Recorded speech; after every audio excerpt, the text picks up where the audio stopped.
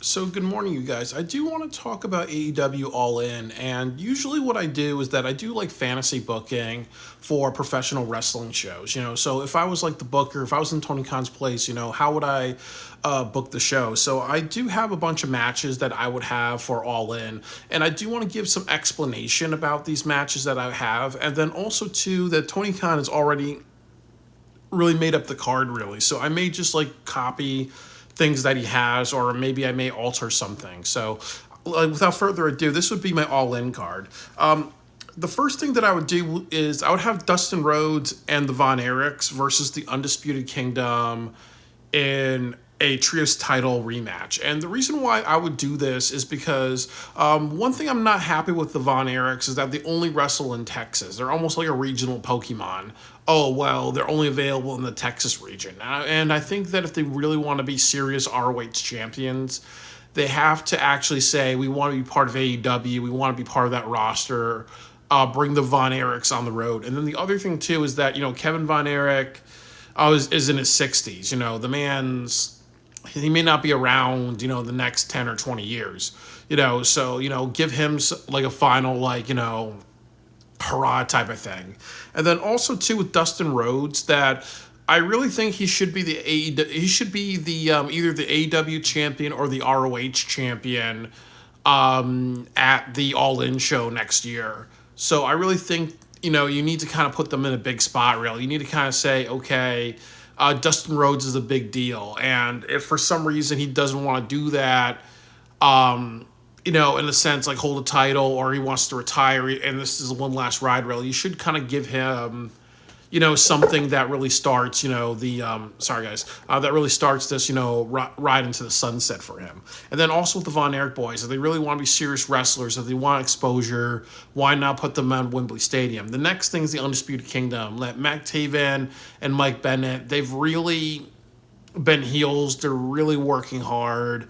I just think that they have to have more storylines. They have to have bigger and better goals, really. And they have to decide if they want to be Adam Cole's lackeys or do they want to do something else, really. I just think that I really think that they need another direction, really. But just to really reward all the work they've done and they're consistent, trying to be a real heel and all that stuff, I really, really just think that they deserve a spot at Wembley Stadium. They're very deserving of it. So that's why I would have that. The next match I would have is Chris Statlander versus Willow Nightingale. And this would be a street fight for the AEW women's title at All Out. There's a couple of things. You want to build it to All Out. I've said this before. You cannot have a match with Willow Nightingale and Tomohiro Ishii versus Stokely Hathaway and Chris Statlander. The problem is Stokely Hathaway he kind of looks like Steve Harvey. But I really think that he's too much of a joke wrestler, or you showed him off as a hype man, really. It would just be like if you had Jim Ross versus Orange Cassidy, like maybe a 40-year-old Jim Ross versus Orange Cassidy, or if you had one of the wrestlers like Jimmy Borash or that other person in TNA Wrestling having a match. It really, if you set somebody up for a long time as either a heel or a joke heel, or also just just a manager that really doesn't do anything, like Prince Nana. You won't give Prince Nana a match. That just doesn't. That takes away from both of them. So I really think that for Chris Statlander and Willow, a street fight would be good because people have also talked about how they want women's matches. Make something a little different. Have like a street fight, and also they've been feuding with each other. They don't like each other. Just have a street fight, really. And then also this is a good match because you're progressing them. The winner of this goes after the AEW's Women's Champion. Willow Nightingale just can't be the TBS champion. She can't just be the CMLL champion. She can't just be an NJPW or hold a Japanese title. You have to make her a women's champion. Or have her really take getting that title seriously. If not, then she needs to take her ass to NXT because she's kind of in that limbo, really. So the next match is MJF and Will Ospreay. You leave it alone. There's been a lot of build to this match. They're both really excellent wrestlers. They both can tell characters. People want to see this match. I think what I would have done was I would have not had them wrestle on television. I would have had them do this, and I would say it's a 30-minute match, 30-minute Iron Man match, and that's that really. So you have 30 minutes of it, and you stop it there really. Then they could probably do a rematch on television or something like that. But that's what I would do. Mercedes Moné versus Britt Baker. You keep that match on the card. And the reason why I keep that match is obviously people want to see this. Mercedes Moné deserves that exposure. The other thing that I want to say is Dustin Rhodes versus the Von Erichs. I thought about having that as the actual 6-man match for the championship, but I said no. I like the rematch idea. But Claudio Castagnoli versus Okada. I would not have this on Dynamite. I would have this at All In for a couple of reasons. That you want to give Okada some exposure. The other things with Okada is that you just paid him maybe 1 billion yen or something like that. I think it translates to either 1 billion or more yen. So why are you not having somebody like him on the show? And then also I want to set up a Claudio Castagnoli versus Bryan Danielson feud. And I think that having Claudio lose to Okada on this show would set up, a feud between him and Bryan Danielson. Because I think that before Bryan Danielson officially retires, I think he and Claudio should have a feud. I think that'd be really interesting and turn Claudio into a bigger star or something like that. I think Claudio's one of those people that, he could be utilized in AEW a lot better. He needs to turn heel. I think that there are a lot of signs that says, if you turn him heel, it's going to turn out great, really, So I think that would be a great match. And this also is what I've said, too. It prevents AEW from having pay-per-view level matches or pay-per-view level hype matches or fake dream matches on their television show. Save it for the actual pay-per-views. What I would do is that I would set up a tournament on television for the AEW title opportunity at All Out, and then the winners of that tournament, the final two of that tournament, will be Adam Page and Mark Briscoe. And there's a couple of reasons why I want to say that, because I'm not a fan of casino gauntlets or gauntlet matches at big shows like this. Honestly, WrestleMania is one thing with the Money in the Bank, but I think you do these tournaments way too much on many different shows, so it doesn't feel as special, really.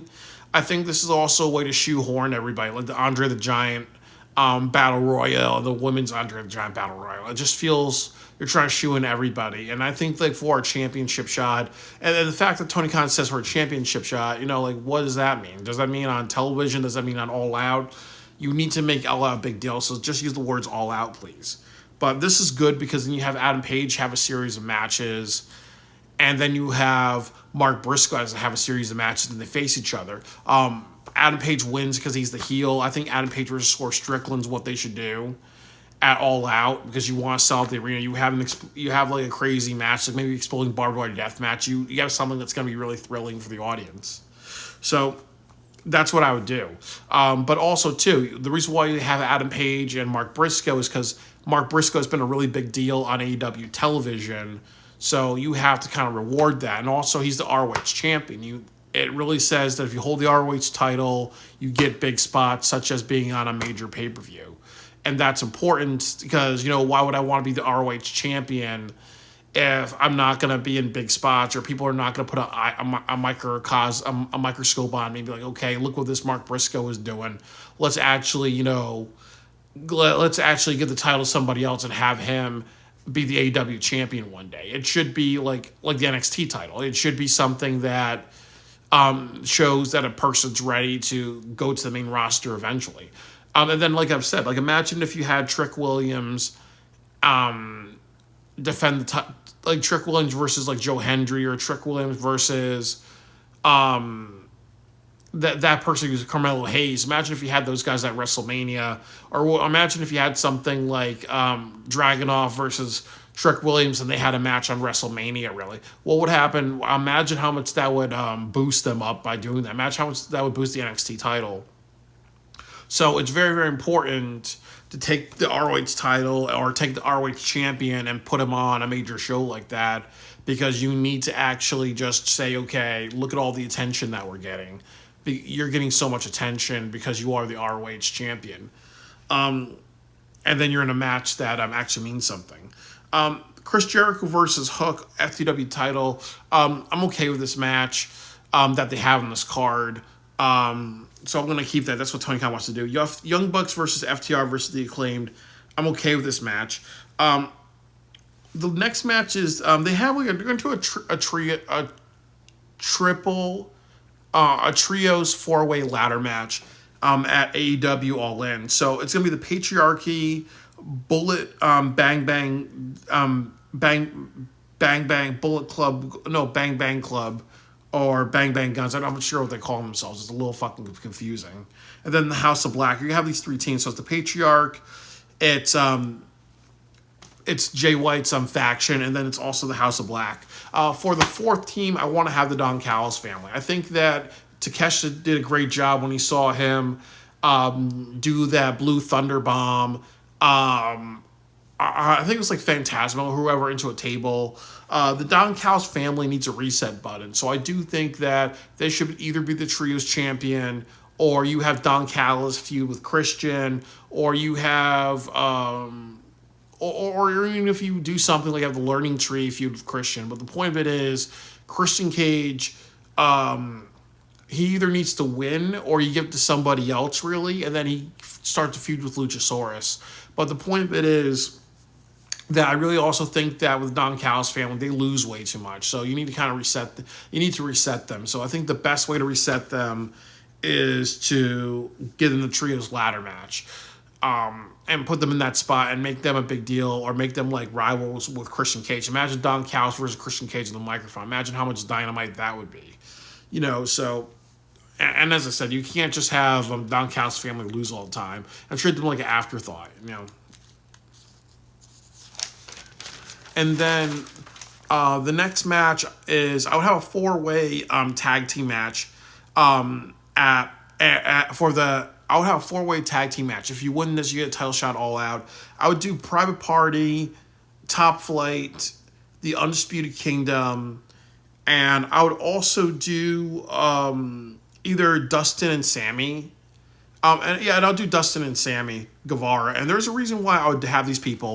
A lot of these people, and I know I mentioned the Undisputed Kingdom twice. The reason why I want to do this is that I don't mind in AEW that they have like people having 2 matches on the card, because sometimes people are very competitive. Like you look at the Olympics, or you look at track and field. There are people that have multiple matches. So with Private Party and Top Flight, you're trying to establish people who are actually should be your next tag team champions. You have people in the trios division. You need to just you need to just establish your next generation. And then also the Undisputed Kingdom and Sammy Guevara and Dustin, there's 2 things about it. Undisputed Kingdom, you can have Wardlow and Adam Cole, or Wardlow and another, and either Mike Bennett, or Wardlow and Matt Taven. Just you mix it up a little bit, or Wardlow and Roderick Strong. You kind of can either have that, or you can have like Matt Taven or Mike Bennett be out there again, really. But this is good for them because you need to reset the Undisputed Kingdom. The reason why I have Dustin and Sammy is for 2 things. That I do want to set up, as I said, I want Dustin Rhodes to be set up as I want him to be set up for All In next year. I really think that their big money match is going to be Dustin Rhodes, either in a retirement match, or either in a ROH champion match, or either in a all-out AEW championship match. I think that a lot of people want to see that. So, what if I kind of set up a match where he and Sammy win this, but at All Out they don't get the titles because Dustin is being so ambitious, or he wants to have multiple matches or 3 or 4 matches. Like he overdoes himself, and that could be a good story. The old man that overdoes himself, or has to understand that he's still mortal, or, he's trying to get everything that he wants done, but has to realize, there's a certain limit. That could be an interesting story for Dustin.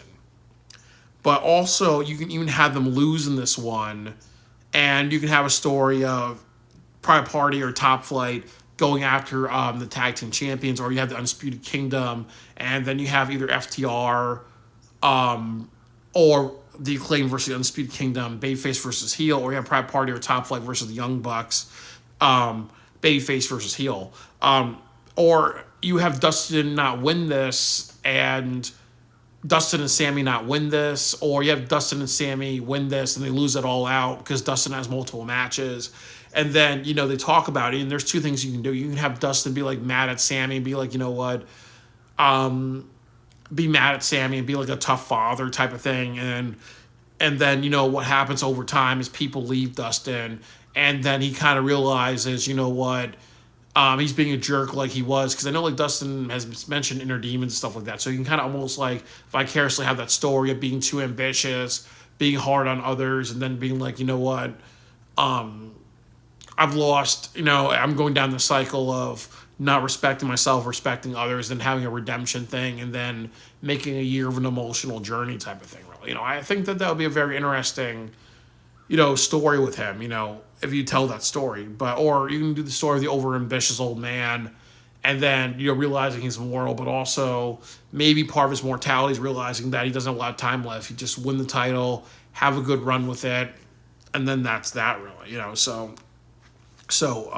the either the AEW or ROH title, but then just start that story of being overly ambitious by having him trying to be a triple tag team champion. Have the 6-man go out. He has the ROH 6-man. He has the ROH tag team, and now he's trying to go after the AEW tag team championship. And then he realizes that he's doing too much. The next match is Layla Hirsch versus Athena for the ROH Women's Championship. And there's two things I want to say about this. I want to have Big Show as a commentator, because you also want to utilize, wrestlers that are not on the card or can't wrestle really. I think Big Show's retired, but the reason why you do Layla Hirsch versus Athena is you have to kind of make the ROH titles feel significant. Athena's been champion for over 600 days. You have to make sure she's validated, or otherwise she's just, she's almost like Gunter holding the UK title for 800 days. If you really believe in Athena, you have to have her have a match at All In Wembley Stadium or All In Texas. This is just non-negotiable, because then you're just saying, okay, what is the ROH title? What does the ROH Women's title mean? Is it a way for somebody who and how do we treat those champions? Are they going to transition to the AEW roster and do a great job, or are they just, a flavor of the month or a flavor for a year or two type of thing? You have to do something. And then with Layla Hirsch having that street fight match and doing a great job of that, you have to establish Layla Hirsch. And, Layla Hirsch. You have to establish her. Otherwise, it feels like you're having just great matches in ROH with no purpose, really. So you just have to establish that. The next match, and I know this is a 14-match card. I would say, like, hey, you have a pre-show for some of these matches. This is All In. Just like Double or Nothing, you have to make those two shows have above and beyond. These have to be 5-hour shows.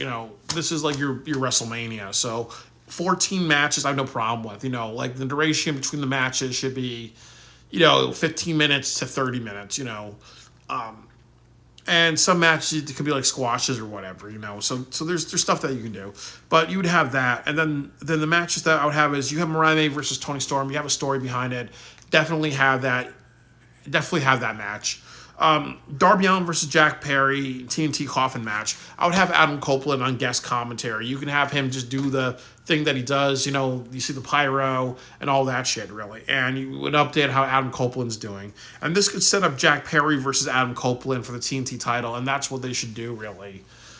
That would be the best thing that they could do to kind of make Jack Perry a bigger deal. If he's going to be that asshole, heel, and he's going to be the asshole heel, why not have, like have him kind of be that person that like he's like the young punk versus the old man that's going to teach him, just respect, really, the hard way, So that would be good. That would be good if you just added that, or you added that. I was going to say Sting, but the problem with Sting is that he's retired, he's moved on, but the problem is you can't bring him back, because the things if you do that, then you're almost doing the Shawn Michaels thing of bring back somebody who's long retired and promised to retire, so it doesn't really stick, you know.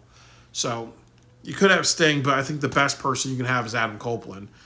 And then the last match is obviously Bryan Danielson versus Swerve Strickland. And I'll give you guys a bonus. I think with Bryan Danielson versus Swerve Strickland, that's going to be a very, very tough match to call.